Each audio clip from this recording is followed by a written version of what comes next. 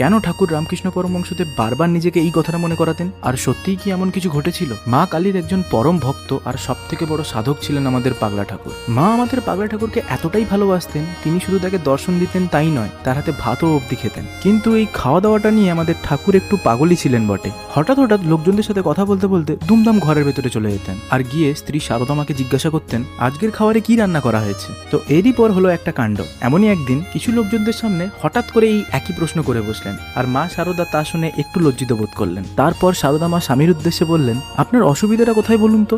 আপনি কেন যখন তখন লোকজনদের সামনে বা কেউ না থাকলেও এই একই প্রশ্ন কেন বারবার করেন? তখন ঠাকুর এই প্রশ্নের উত্তর কি দিল জানেন? যে দেখো, তুমি যেদিন খাবারের থালা আমার জন্য সাজিয়ে আনবে, সেদিন যদি আমি খাবারের প্রতি কোনো চাহিদা না দেখাই, তাহলে তুমি বুঝে নেবে আমার এই জগতে আর মাত্র 3 দিন বাকি আছে। আর ঠিক 7 বছর পরেই এলো সেই দিন, যেদিন ঠাকুরের আর খাওয়ার ইচ্ছে ছিল না। তারপর তারই কথা মতন ঠিক 3 দিন পরেই তিনি আমাদের ছেড়ে চলে যান।